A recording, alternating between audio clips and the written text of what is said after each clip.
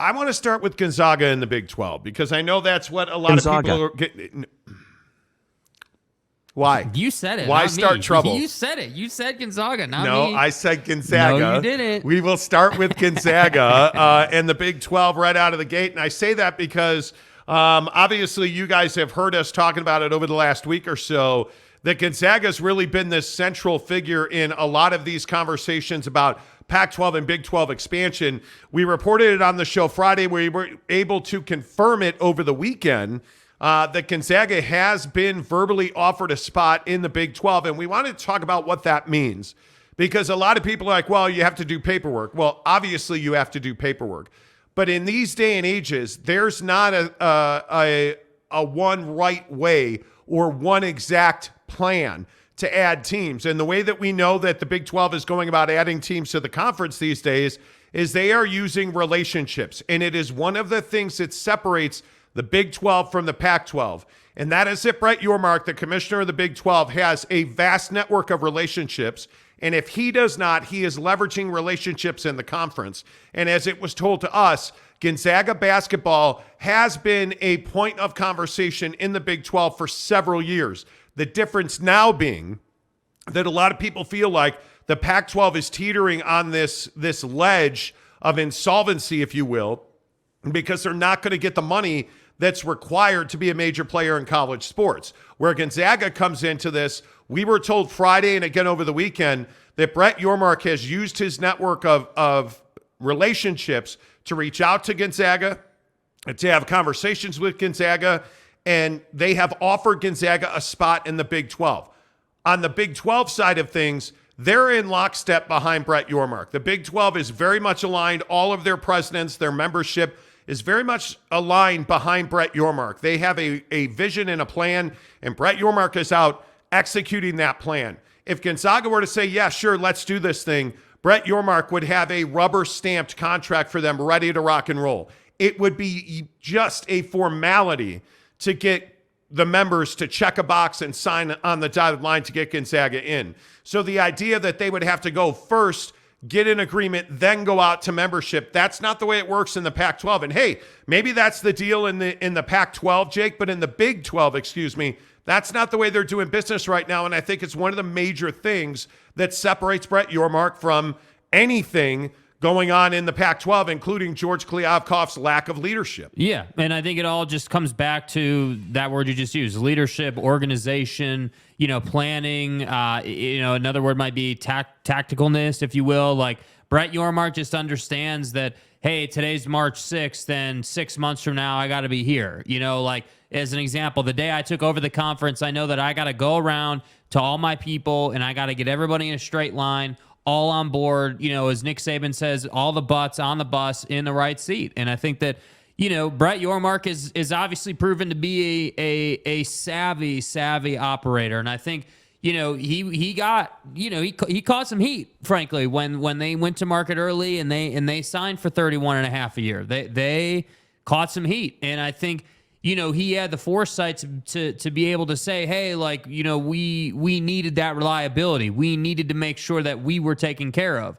And obviously you see the benefits that have now, been given to them by going to market early and getting that done. So to me, yeah, I think there's really no comparison to Brett and George. I really do feel like Brett has won the battle, but I think that, this is the first of many battles that Brett Yormark is going to have to, fight, if you will. This is just the beginning of the journey of his commissionership of the Big 12, because when you look at the long-term picture, we can talk all day about Gonzaga, and that would be a great ad. I completely agree. I think this conversation that's ongoing about, the Four Corners and Utah and Arizona State and Arizona and Colorado and, what's going on up north, with Oregon and Washington, those are all great conversations, but what's it all really leading to? And that, for me, is when I think about Brett Yormark, that's what kind of comes to my mind. Where is he trying to take this conference? Because we know he's trying to push west,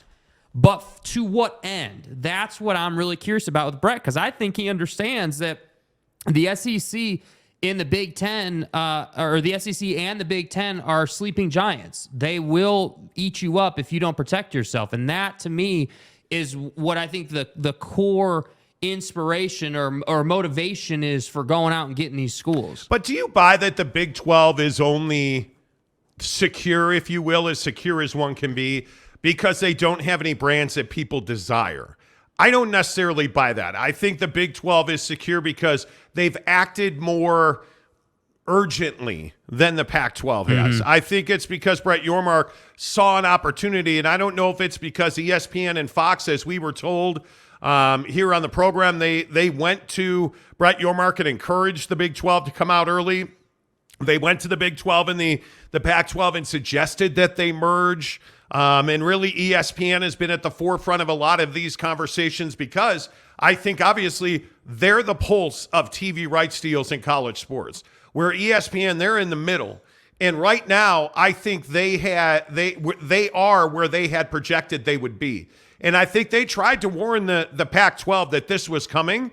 And I honestly think the Big 12 is solid, not because they don't have desirable brands, because you can't tell me that TCU or Oklahoma State or, like if you just look at the SEC, are you really telling me that Oklahoma State and TCU or Kansas or K-State, like none of them make sense to you? That just doesn't jibe with me. I think that the Big 12 has desirable brands, but I think they are more secure because they have a rights deal and they're in position to be the aggressor. They're playing offense and not just defense. Yeah, and I think the desirable brands thing is an eye of the beholder conversation. I mean, just because, the Pac-12 is flicking its nose at the Big 12 doesn't mean that the Big 12 is garbage. Like we had a really in-depth and deep conversation about academics in these two conferences on Friday, and I would encourage you guys to go back and watch that after today's program. But like that whole conversation to me, after mulling it and thinking about it over the weekend, just said to me, like, dude, like the Pac-12 is still incredibly prideful, right? You're still incredibly prideful, even though you're in the situation you're in. Like if you had set your pride aside, if you had said like, hey, you know what? Like, yeah, it's not great that the Big 12 is definitely head and shoulders below us in academics. That like nobody's really questioning that. That's just a fact, honestly. But it's not a fact to the point where I'm gonna say, yeah, it's not really a fit for us. And that to me, when we talk about this whole concept of desirable brands and, what does the Big 12 have and do they have reliability long term with the brands that they have? Yeah, I think they have reliability, but reliability only goes so far because reliability can turn off tomorrow if the SEC comes calling to any of those garbage brands, as the Pac-12 puts it. But if you look at the Big 12, I think when you talk about reliability, what is their most reliable piece right now? Well, it's Brett Yormark, because this is a guy, this thing about academics is significant in the Pac-12. I don't believe it is significant in the Big 12. Y'all feel me? Number two, I look at Brett Yormark and I say to myself, this is a savvy business operator, because you look at going into the market early, but then you also turn around and you say to yourself, this, I don't know what you call it, business model, if you will, of splitting basketball and football is brilliant, because you knew, and I still think basketball is struggling to find a long-term foothold the way that football has, because the age restrictions in the NBA and the way the draft is changing, and college basketball will likely always have a place. I don't know that the NCAA tournament exists in 10 years.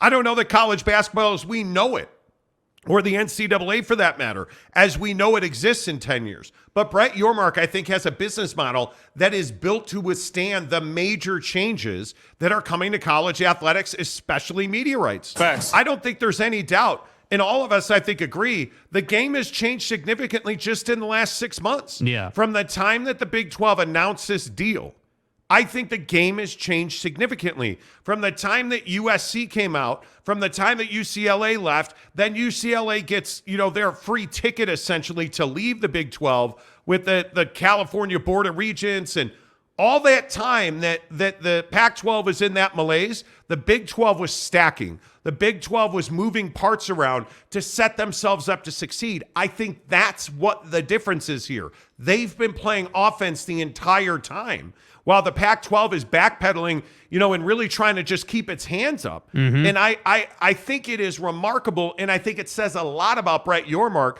that he's not been out here throwing haymakers at the Pac-12. He didn't punch himself out. In fact, I don't know that he's thrown a punch yet. But if he's able to land a signature from Gonzaga, really, you're not going to play it? Gonzaga. Thank you. Well, you've said it three times If today. he's able to land a signature from Gonzaga, I think it is a huge, huge haymaker. Yeah. And I think what it does is it furthers that narrative that the Big 12 is in control of college athletics. I think that's what every day is doing, that the Pac-12 doesn't make an announcement, and the Big 12 just continues to operate and continues to lay the foundation to build on top of that. That, to me, is why the Big 12 is solid. Yeah, and I think, that part of the conversation about, long-term success, people want to do business with good business people, and Brett Yormark is a good business person, as we've been talking about. And I think, if you ask, the commissioner of the Big Ten, whoever that's going to be, if you ask, the commissioner of the SEC, hey, which one of the conferences right now would you most want to do business with? Well, if you ask the SEC, it's probably going to be the Big Ten.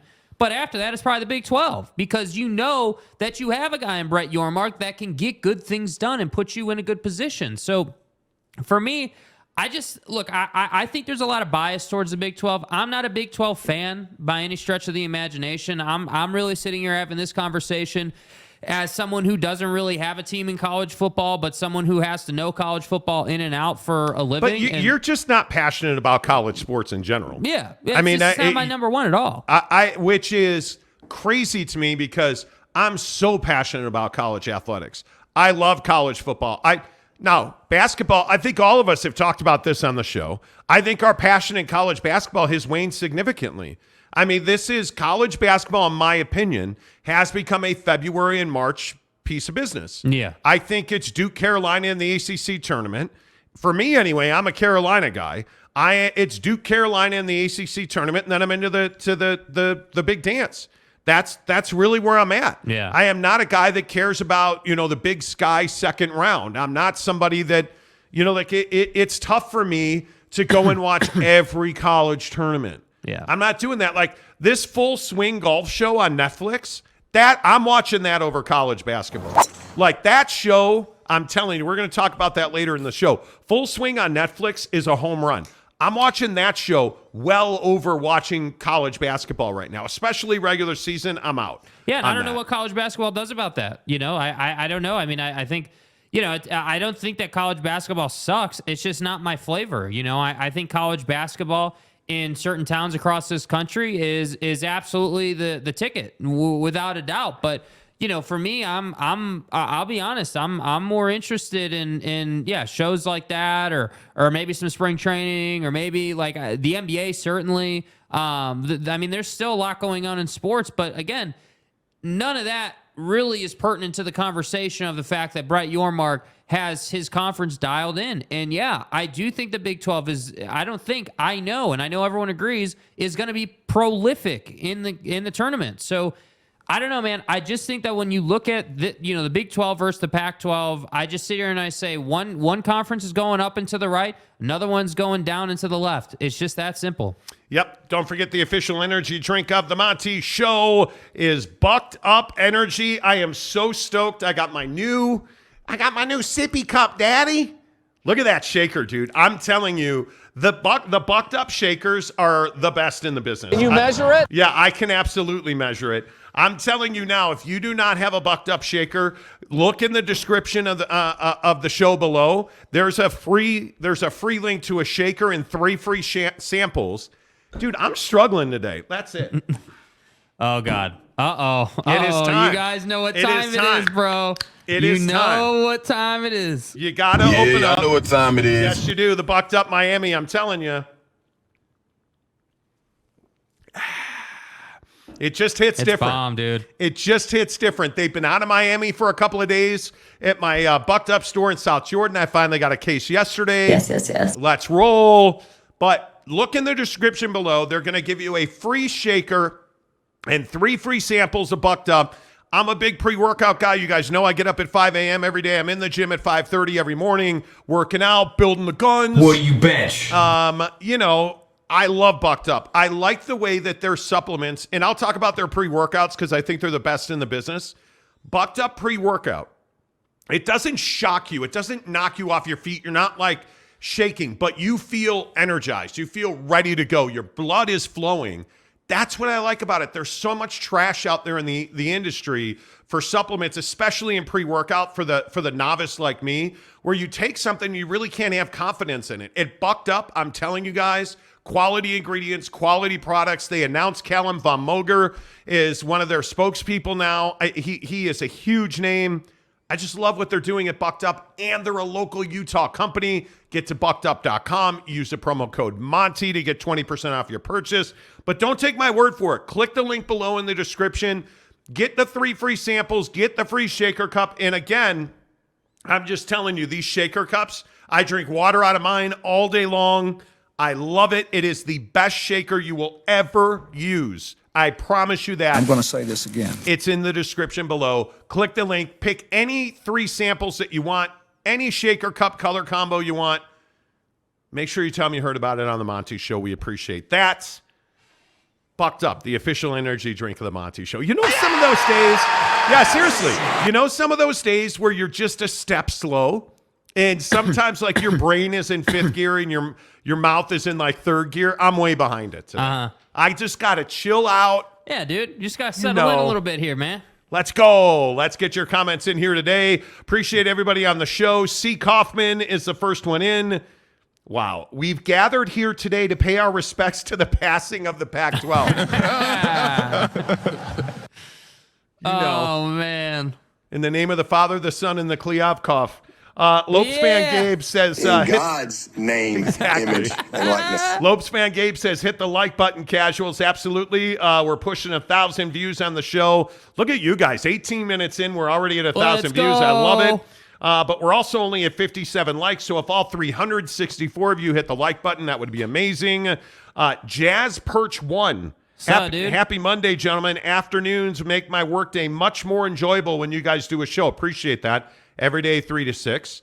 Car Wash Channel simply says he's a member of the show, by the way. Thanks, Car Wash Channel. Appreciate you, Car Wash. You guys Wash. click the join button.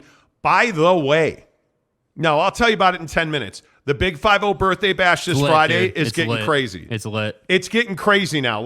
And I don't have time. I wish I had ordered more T-shirts because the demand to get into this event is incredible. We'll tell you about that coming up at 3:30. Car Wash Channel says Pac-12 is a trash conference. Because it's garbage. Okay.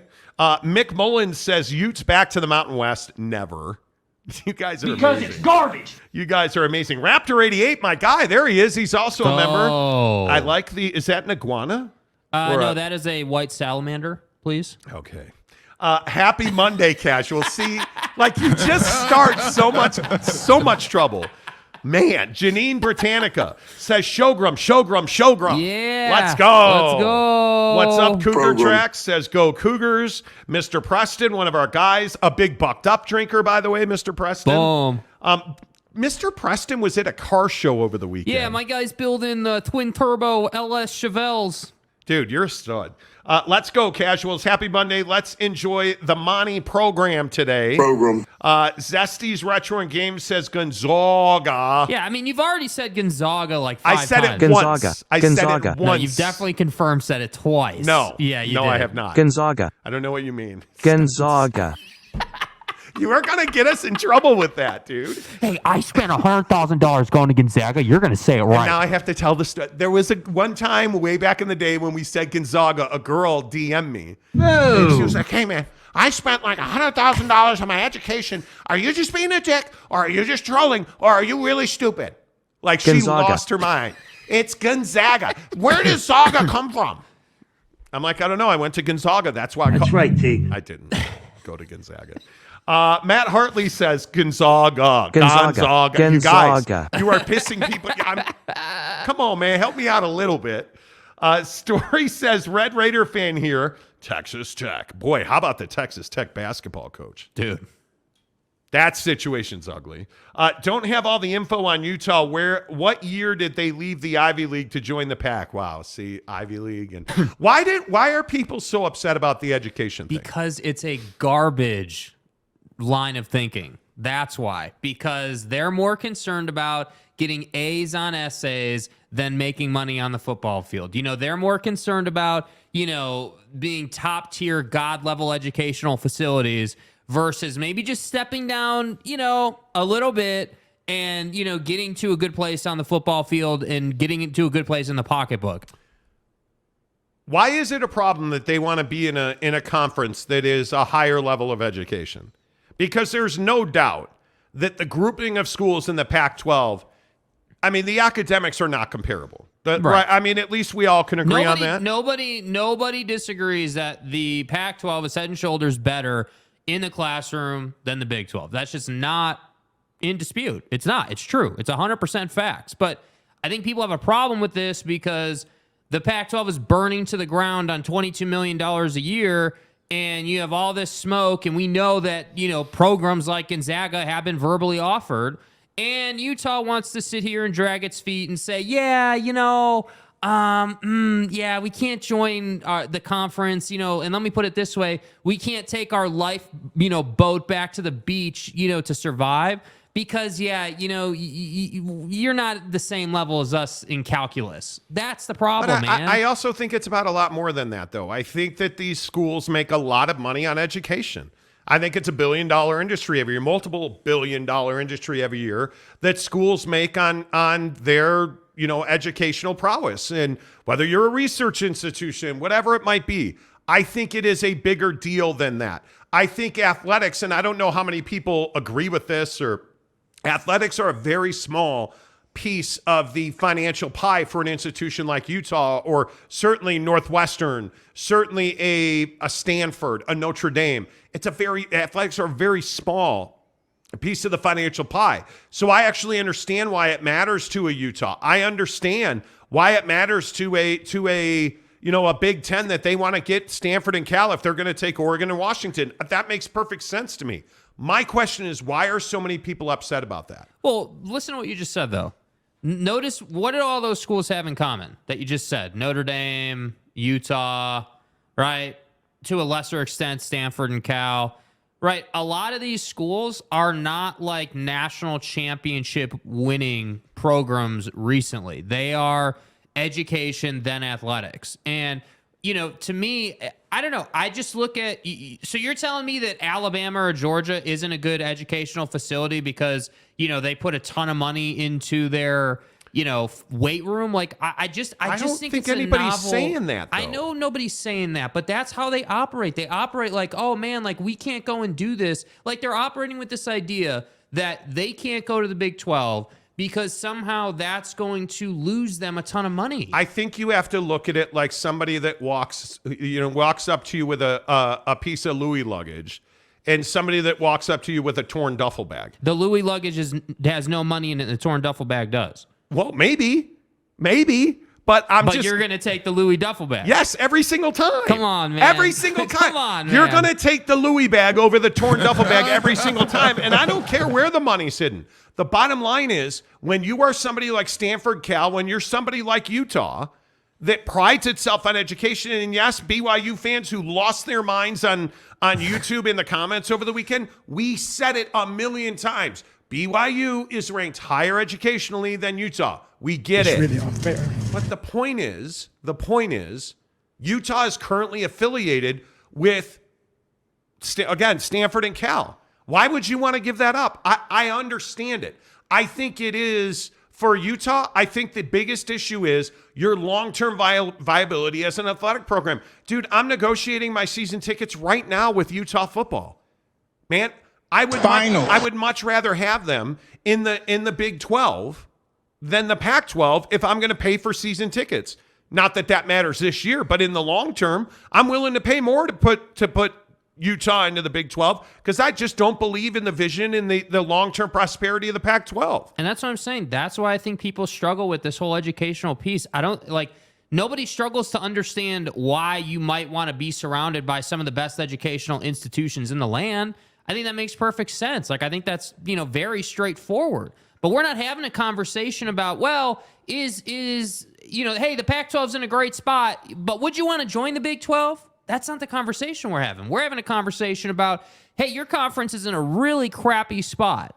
Like, yeah, sure, you may have good educational ranking right now, but if you don't survive athletically, you're telling me you're still going to keep it cool in the classroom. You just don't need athletics at all. You don't care about, like, the Sun Devils, Arizona State just put in this beautiful, I think it was $200 million or like $160 million hockey facility. You're telling me that Arizona State doesn't care about athletics? Well, no, of course they do, right? So that's where I think people struggle. It's like Utah is not relevant nationally because of this, in my opinion. You're more worried about your education than what's happening on the football field. I think Utah is not relevant nationally in athletics at the level they should be. That doesn't mean that they're not relevant. They're not relevant to the level they should be. That's the bottom line, because nobody sees the Pac-12 networks. Nobody. And I think that's the struggle that Utah fans are dealing with right now. Yeah. I think a lot of Utah fans are prideful and don't want to give that up. And I think that makes perfect sense. D-Rock Irish says, sugar content, just asking. Anytime you see me drinking an energy drink, it will always be zero sugar. If it doesn't have zero sugar, like we would not partner with Bucked Up if all of their stuff was full of sugar. And when you have a company like Bucked Up, D-Rock, you can believe, and if you go and do the research, you'll see it's all online. When you go and look at Bucked Up and their products, they are the highest quality. They are the highest efficiency. They're not going to load their stuff up with sugar. The question at Bucked Up is high stimulant, low stimulant. They make them both. The black can, 300 milligrams of caffeine. The white can, 100 milligrams of caffeine. Y'all feel me? Plain and simple. And it says, and I'll show it to you here. This is a can of Bucked Up Miami. Can you see it right? You can't, but this says zero sugar. You see that? Zero sugar right there. So I wouldn't be drinking. I do my best to avoid sugar at all costs. It's just not something, and I don't have, thankfully, I'm really lucky. I don't have diabetes. I don't have any of that. But sugar, I am a big believer that sugar's terrible for you. So you're never going to see me drinking full sugar stuff, in my opinion. David Zabesta says ASU's crap numbers were an outlier. From 2016 to 2021, the worst four schools were CU, Cal, Arizona, and Oregon State. Okay. That's cool. Remick, how the heck are you, man? Oh, he is just saying buck, not the other word. Yeah, bucked up. Bucked up. This is a family show. We would never speak in such terms. Speaking of family shows, don't forget, join us Friday right here at the Maverick Center for the Big 5-0 birthday bash. Super excited. We are going to have Brant Keithy and Max Tooley from BYU are going to be right here at the Maverick Center. Coming out and see them. You can get online. All of our exclusive membership is full. So this event is full. I am not telling you that you can get in. Everybody, we announced on Friday that we were doing mini golf. We have the most pimped event for this thing. This mini golf course that we have coming, dude, wait until you see the video on this thing. The company that we're using to provide indoor mini golf makes these boxes. They have Plinko, they have skee ball, like I'm for real. All these different mini golf course holes.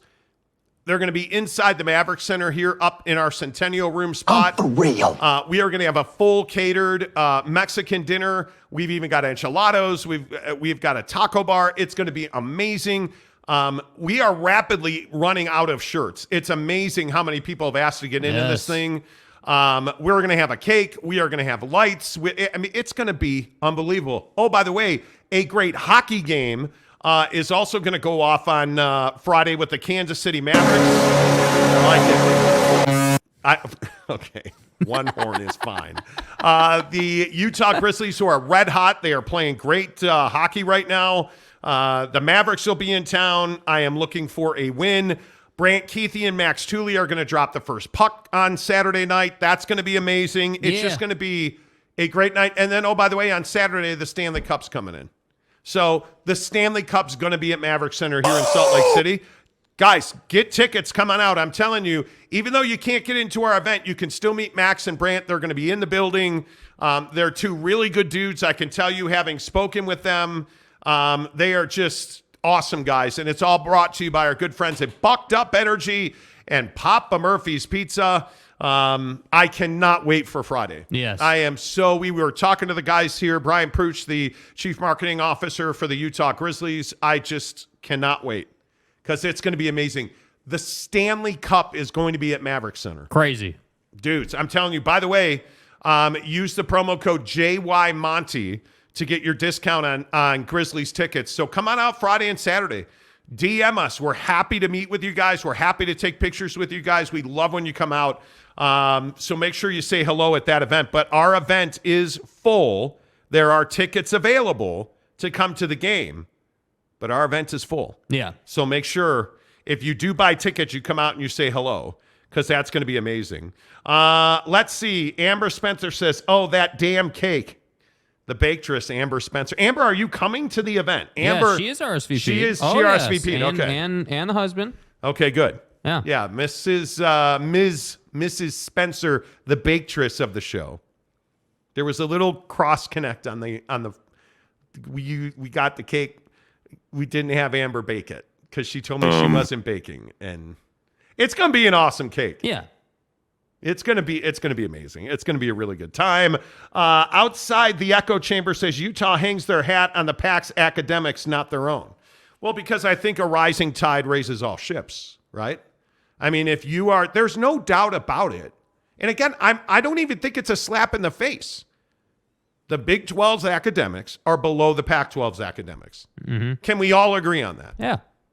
It's not a slap in the face. It's a fact. It's reality. And so I get it.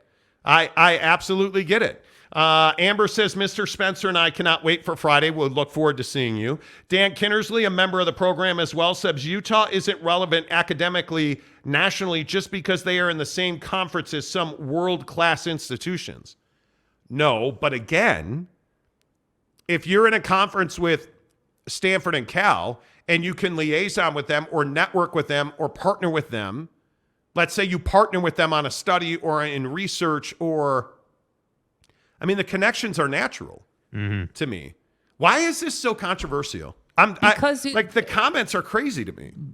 Because it is, so Utah is saying, hey, we're struggling to want to go to the Big 12 because of academics. Mm-hmm. So what exactly are you really losing by being in the Big 12? Because it's not as though you're going to lose. Right? Do I have this right? They're not losing, like, it's not like all of a sudden you were a grade A academic institution. You're not going to lose you're not going to lose your AAU certification. Yeah, by going to the You're Big. not going to lose that not. money. I just think that you are, perception is reality. And I think if you are, I get it. I don't know. I'm not saying I'm you're not wrong. an expert. I can't speak to what they will lose or not lose. What I know is everybody talks about academic certification. They're not losing that. They're not losing their medical school. I mean, it's nothing catastrophic. It simply is perception versus reality. I think that's all it is. And I don't blame them. If they could join the Big Ten, I think Utah would join the Big Ten tomorrow. But right now, I don't see that as a possibility. And I think there's also this other side of it where, saying you're not going to join a conference because of academics essentially implies, without saying it, that that conference is just trash academically, which is not true. The Big 12 is not some awful academic conference. They're just not as good as the Pac-12 is. And look, again, we're not having a conversation about whether, he's right and I'm wrong or the comments are wrong or we're like, that's not really even the conversation. Like you've said a couple of times, I think we all agree, hey, the Pac-12 is better academically. That's true, 100%. But I think, when an institution like Utah says, hey, we're not going here because of academics, it sounds prideful and it sounds foolish. That's my opinion. I think it sounds silly to say, well, we're not going to choose reliability, more money, better reputation, better odds of winning a national championship. Really? You think that's prideful? Yeah, I think it's prideful to say you're not going to choose all that because you want to be super top, like Lamborghini level education. Yeah, I think I have no problem with that. I think that's part of their brand. Cody Gilbreth gives us a $10 tip to say when the Four Corner School joined the Big 12. Well, I wouldn't state it as though it's going to happen. I think it is possible. I do not believe that it is close to being done. I don't. Do you think they will use a 3 protected annual game model or pods? I get asked this question all the time. I don't know. If it were me and I was realigning, I would want to protect my rivalry games. I'd want to protect every one of them. It's I think that's really important. Christopher Murphy says also a lot of AAU schools, which is oddly a weird obsession here, are D3 or Ivy, and 2 are Canadian. You're not going to lose your AAU affiliation.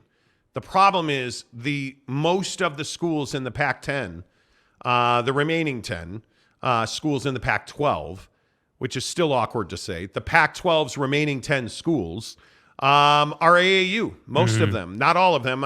Most of them are. Yeah. And this also, by the way, brings in the question of, well, then what is your appeal to Boise State and Fresno State? And really, I understand the appeal of San Diego State, but academics don't matter when you're trying to get more members, but it does matter for you to stay in.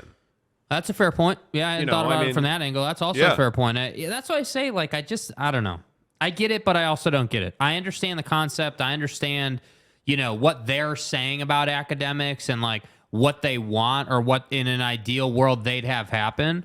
But it's all for naught if your conference dies, right? If your conference dies, you're really telling me that now all of a sudden you're going to be more worried? Well, obviously not. And that's why I say, I think it would be different. If the SEC said, hey, we're not, if there was some insane hypothetical, right, that the SEC and the Big 12 are going to merge, right? That the educational piece of that conversation, I could understand that if it was optional, right? I think that's the key word here. It's not, at some point, it's not going to be optional for the Pac to merge with the Big 12 or for the Big 12 to absorb, the Four Corners, let's say, or, schools like Gonzaga. You're not going to have a choice if the Pac-12 burns to the ground. And I think that's why people feel controversially about this. That's why people think this is controversial, because it's that's cool that you take so much pride in the classroom, but if your conference doesn't survive, what good is that?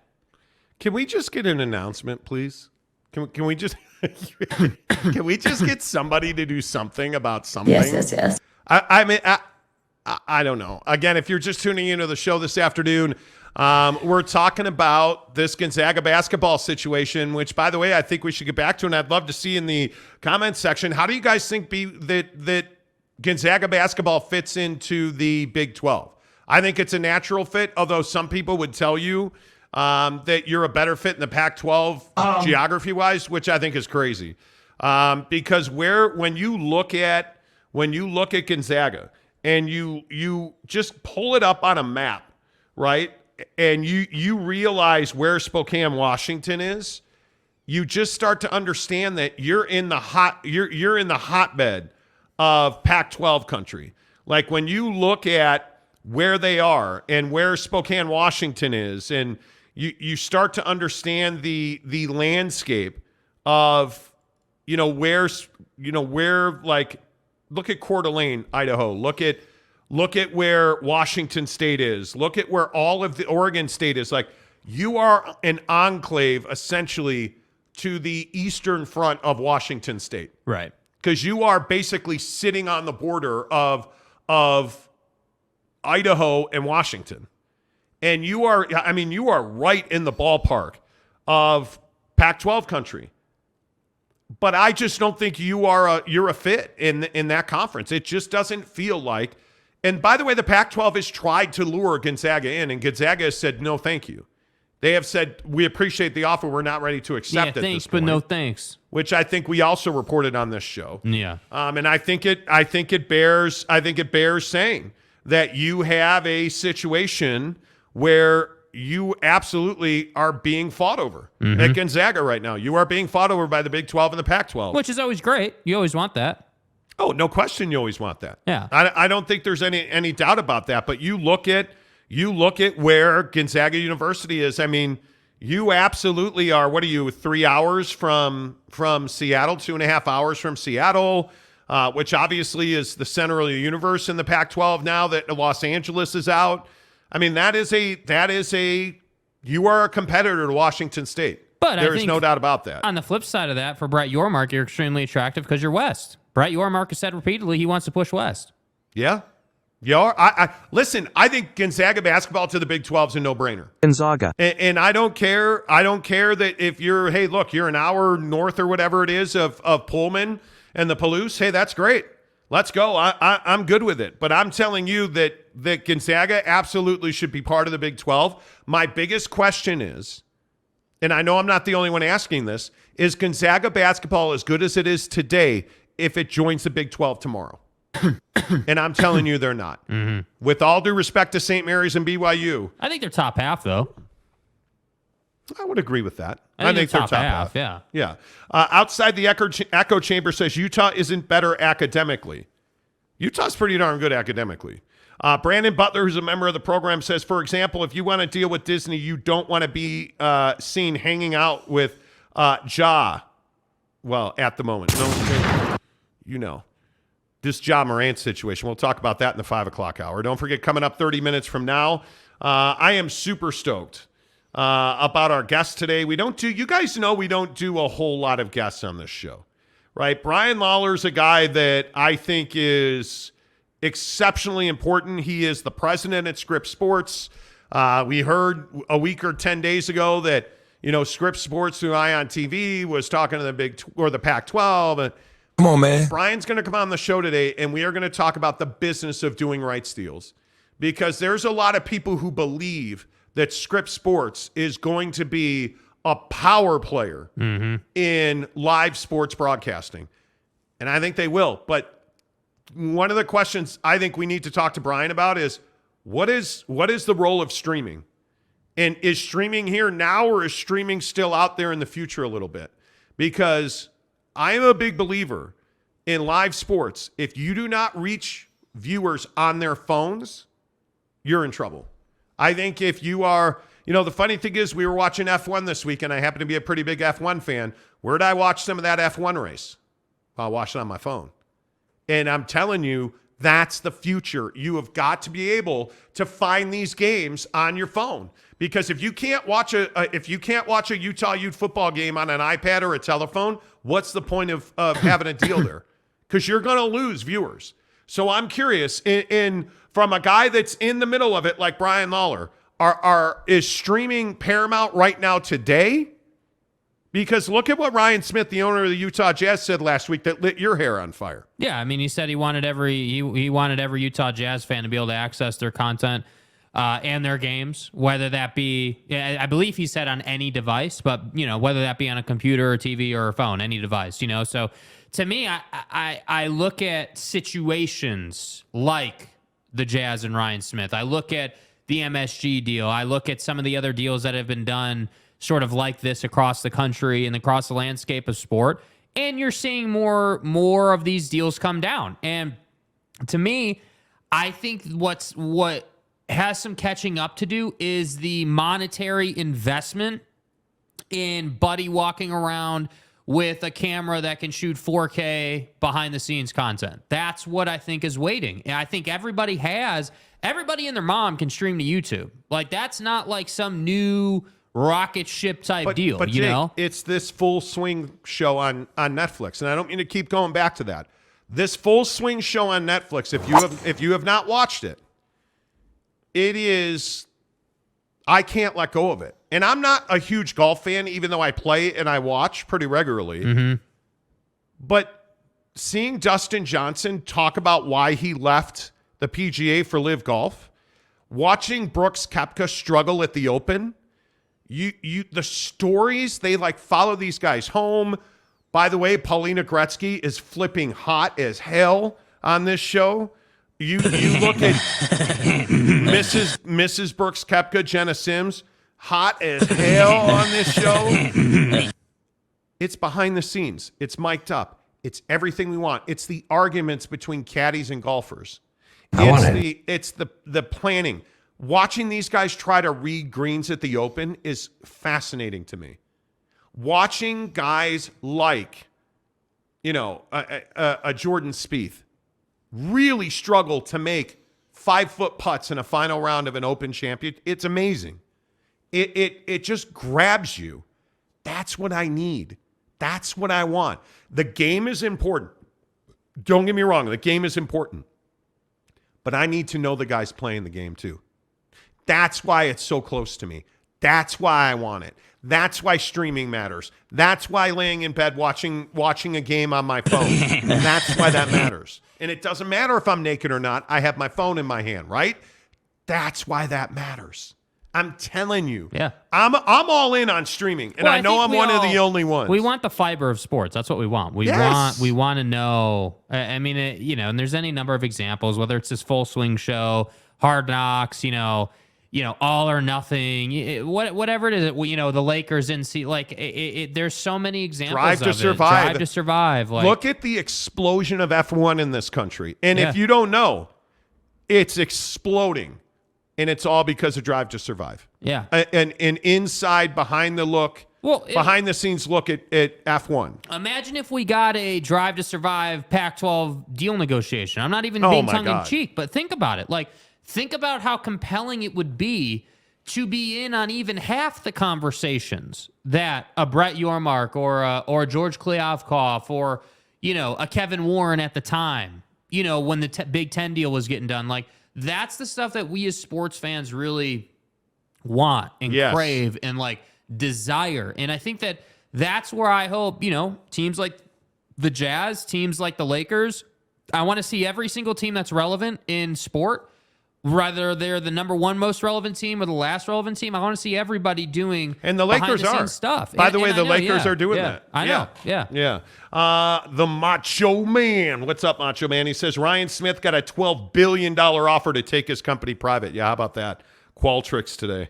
Stay hard. Amazing. Jaron Eccles, my dude, what's up? A member of the show, says Full Swing is a fantastic show. If you like golf at all, you need to watch it. It's crazy. Jaron, hope you're coming to the event on Friday. Dan Kinnersley says, exactly, Gary. I want to be able to watch on my phone when I'm out and about and be able to watch on a smart TV app when I'm at the house. Exactly right. Yeah. Exactly right. Jacob DeLambo says, are we talking about MILF Manor now? Dude, I'm telling you, Paulina Gretzky. Stay hard. I mean, I don't even know. How do you ever leave the house? How do you ever leave the I don't even dude, Can you measure it? Dude. Austin Napierski, what's up, dude? I would never watch that in a million years, and I love Full Swing and Drive to Survive. Never watch what? Never watch what? I don't know what you mean. Outside the Echo Chamber says paid promo. What's a paid promo? Yeah. Craig Thompson McCluskey. Does anybody in the Mountain West miss Craig Thompson yet? Oh, my God. Says hello all. Mayor, I love you, dude. Good to see you. Tanner Plummer, where's Greg Hawkins? He needs to be here to defend the Titanic. Greg's dad passed away. So if you have a minute today, you guys, take 30 seconds and just think positivity into Greg Hawkins' life. His father passed away. He's been battling a little bit. So, Greg, we're thinking about you, dude. We appreciate you. We appreciate you being a loyal listener to the show. And I just hope you're feeling good today, man, as good as you can. I know that. What's the time for the party Friday? My sister is coming home from her mission that evening. Oh, my God, Jaron. Jaron, bro. Bring her with you. Yeah, come on. 6 o'clock. 6 o'clock. 6 o'clock. And again, you can roll in later than that. You can come in later. You can come in earlier, stay shorter, longer, whatever you want. Teddy Wayman says, I like watching golf. I just don't have a Netflix anymore. How about my wife? What the hell? I thought that she got rid of it. How about Mrs. Monty getting Netflix back just so we could watch Full Swing?